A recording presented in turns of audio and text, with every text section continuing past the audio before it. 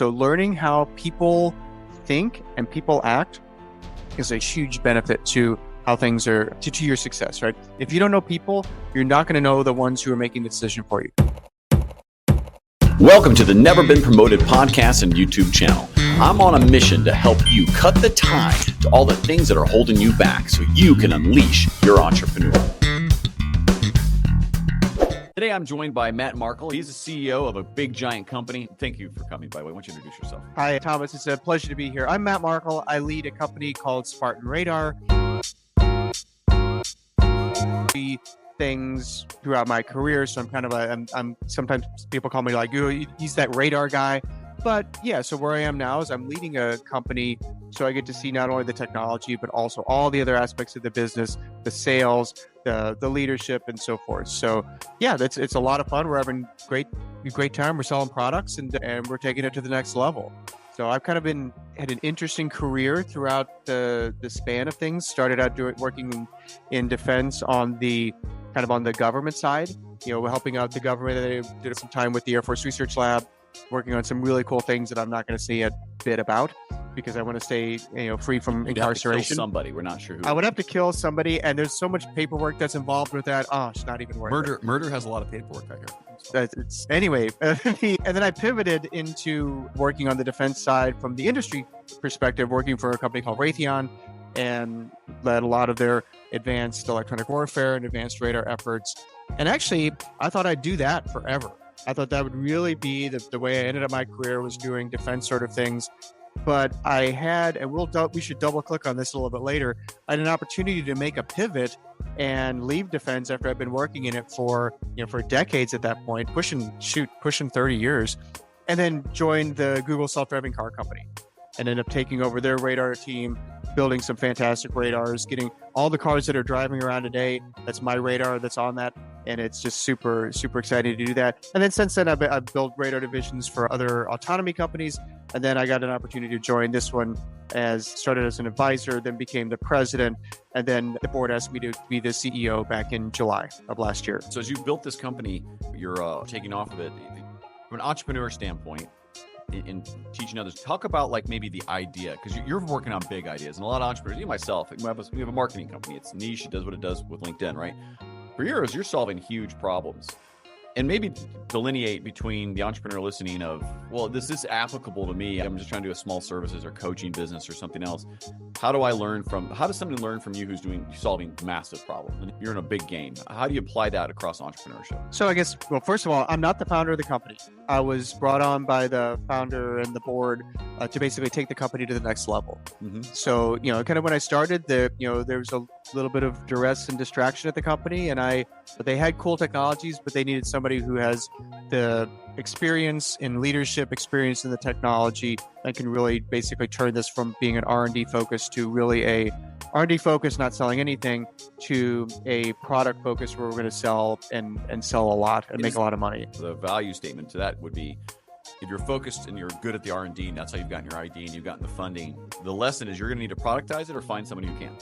As I see people across the spectrum of their entrepreneurial journey, as well as across the spectrum of the types of businesses that they're starting, I guess always really focus on what are the key things that you bring to the table. That Thomas, with your company, what do you bring to the table? What are your critical skills or vital functions, or some people call it, and then figure out how to either outsource or hire for or delegate or just not do the rest of it, because you'll easily get distracted on a lot of things, starting a company and like, I need to do this, or I need to find somebody to cut my tie off or something like that, like throw a nod to the, half tie shirt that you're wearing there. So, but also when you look at the things to delegate, understand when, as your company grows, when is the right point to bring in somebody maybe to take over for you, and you might find that it's important for two reasons. Number one, it can help the company, right? If you see things as from the lens of like a 10-person company, but you really need to be a 2,000-person company, you're not going to be the right one for it. You're not going to have the right skills, and you're going to continually feel frustrated. The employees are going to be frustrated. The company's not going to scale. All those sort of negative things. The other thing is for you personally. If you want to be doing the early R&D or the I've got an idea. Let me grab 3 friends and see if I can get some money to get this kicked off and get it going.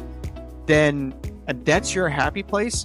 Running a 2,000 person company is going to make you continually sad every day. So understanding that not only, what do I need to delegate, but when is this no longer the right role for me?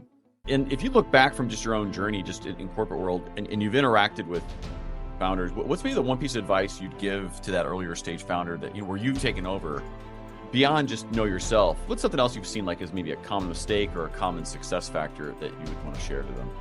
So the number one thing as a CEO or entrepreneur or whatever, someone who's the architect of their company is perseverance. You absolutely have to be able to grind it out day in, day out. Now, 18 months, you could question whether that's, maybe, for one deal, maybe that's the right thing, I don't know. But you have to be able to grind it out. You have to be able to take a punch to the face day in, day out, because the things that look fun are a small fraction of what you actually will be spending your day doing. What you'll be spending your day doing is addressing areas where there's troubles and addressing areas where you need to be pushing on something that's not easily pushed on. And so you need to be grinding it out on those things. And those don't sound fun. When you get those big successes, I signed the biggest deal in the history of Spartan Radar. That's the name of my company. It's the biggest deal in the history of the company from 35,000 feet, actually. As I signed it on an airplane like the second Friday, I think, of December. That's a lot of fun. That was a good flight. I had a good time on that flight when I got that through and was able to sign it. And I don't know if you fly and use the internet on flights a lot. That was a little bit sketchy too, because it was like, is the internet going to, flake out on this? But when I got it done, that was a lot of fun. But the lead up to that was a ton of work, a ton of negotiation, a ton of, restructuring of things, a ton of looking at we thought they were going to do this and now they're not going to. And it's just, in the end, it's going to be awesome. We're going to make a really fantastic product with this other company. And it's going to be great. It's going to help save lives and make things safer, but it's a lot of work to get there. So don't just look for the happy moments. Be able to find comfort and find happiness in the grinding, and then that just makes the happy points and the big celebrations that much more fun. So look to the future now and your company, and maybe from the perspective of who do you need to hire? How do you go to the next? How do you take a company to the next level? So first of all, when you think about the future, there's a phrase like "there's nothing new under the sun," or the sun that shone on our fathers shines on us today. Basically, different versions of the Ecclesiastes, basically. But basically, so you think about the things that we continue to need to do for the future, whether you're in an AI space or you're in a marketing or whatever, is you have to be thinking about the people, because people are the same. So learning how people think and people act is a huge benefit to how things are, to your success, right? If you don't know people, you're not going to know the ones who are making the decision for you. So we're not at the point now, and I don't think we will be at any time in the future, where the AI is making the final decision on things, especially on a business deal. It's going to come down to people and negotiation and how to deal with those. So realize that if you're at all freaking out about things are changing so fast. Yeah, they're changing fast. They're changing faster than they did. And you're going to look back today as one of the happy times when things weren't changing so fast. If you think about what, 5 years from now, looking back on now 2024, but people are the immutable parts of that. So how people think, how people act, how to make people feel valued, how make people feel wanted, how make people, give them the autonomy and the mastery and the purpose that they need. That's gonna be the same going forward. Specifically with us, we're looking to staff up in a couple of key positions. We're looking for, as we continue to grow the markets that we're penetrating into, adding some more really key radar people. We're looking at a product manager and a few other things. But mostly in 2024 is we're going to be heads down and focused and on delivering on a couple key big things and not worried about, staffing up too much other than these key strategic positions. And then, as we go into 2025, then we'll start probably opening up the gates a little bit more and staffing up in the right areas, depending on which of the specific things land and how we best service that.